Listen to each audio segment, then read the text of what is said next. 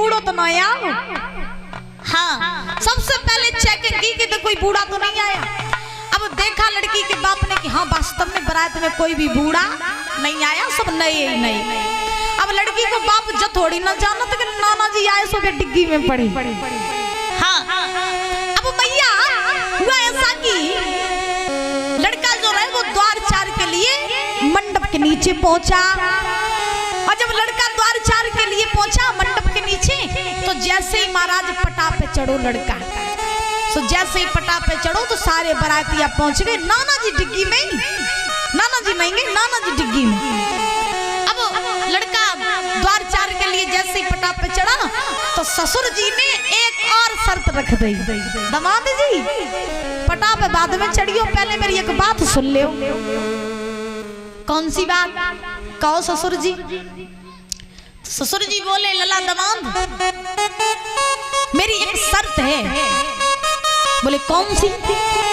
तो लड़की के बाप ने कहा शर्त ये है कि विवाह अब तुम्हारा तभी होगा कब? जब मेरे गांव में एक पानी की नदी बहती है और तुम उस पानी की जगह उस नदी में तुम दूध बहा दो तो मैं अपनी बेटी की शादी तुम्हारे साथ में कर दूंगा। क्या शर्त रखी? क्या नदी में पानी की जगह दूध बहा दो। अब ऐसा हो सकता है कि पानी बह रहा है और पानी में दूध बहने लग जा, हो जाएगा? नहीं हो पाएगा, ये पॉसिबल ही नहीं है, नहीं हो पाएगा। तो लड़की के बाप ने कहा कि नदी बह रही है, उस नदी में तुम पानी की जगह दूध बहा दो, शादी हम तभी करेंगे। अब लड़का पड़ गया चक्कर में। लड़का सोचने लगा ऐसे कैसे हो सकता है कि पानी की जगह हम दूध बहा दें। अब तो बारात में जितने लड़के रहे सो एक दूसरे की मुख की तरफ देख रहे कि करें तो करें क्या? नदी में पानी की जगह दूध कैसे बहाए? अब एक दूसरे की मुख की तरफ देख रहे। अब काऊ के अंदर इतना ज्ञान होवे तब तो अकल बताए एक दूसरे। तो अब लड़का देख रहा बारातियों की तरफ, बारातियां देख रहे लड़के की तरफ। बोले भैया कुछ तो कराओ।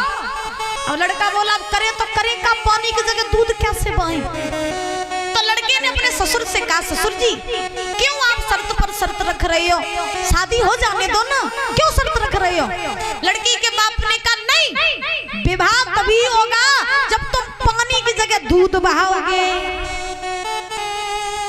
लड़का समझ गया कि ये पॉसिबल नहीं है, वैसा करें कि इससे अच्छा यही है कि बारात को ही वापस लौटा ले। तो आज लड़का ने सारे बारातियों को इकट्ठा किया और इकट्ठा करके अपनी बारात को लौटा के जैसे ही चलने लगा तो लड़का उसी गाड़ी में जाकर के बैठ गया जिस गाड़ी में नाना जी आते। उसी गाड़ी में जाकर के लड़का बैठा तो अब लड़के की आवाज पड़ी नाना जी के कानों में। तो नाना जी बोले क्या हुआ? बड़ी जल्दी बारात करके आ गए, बड़ी जल्दी विवाह करके आ गए, हो गई शादी। अब लड़के ने नाना जी को डिग्गी से बाहर निकालो। जब लड़के ने नाना जी को डिग्गी से बाहर निकाला तो नाना जी ने जवाब दिया क्या बात है, उदास क्यों हो, क्या हुआ? लड़के ने कहा नाना जी विवाह तो हुआ ही नहीं। क्यों नहीं हुआ? क्यों नहीं हुआ विवाह?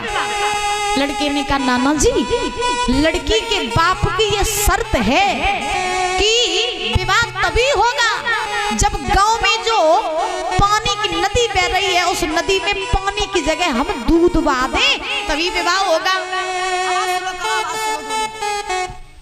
विवाह तभी होगा जब हम पानी की जगह दूध बहा दें।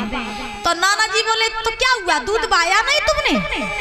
तो लड़का कहने लगा नाना जी ये तो हो ही नहीं सकता कि पानी की जगह दूध बहा दिया जाए।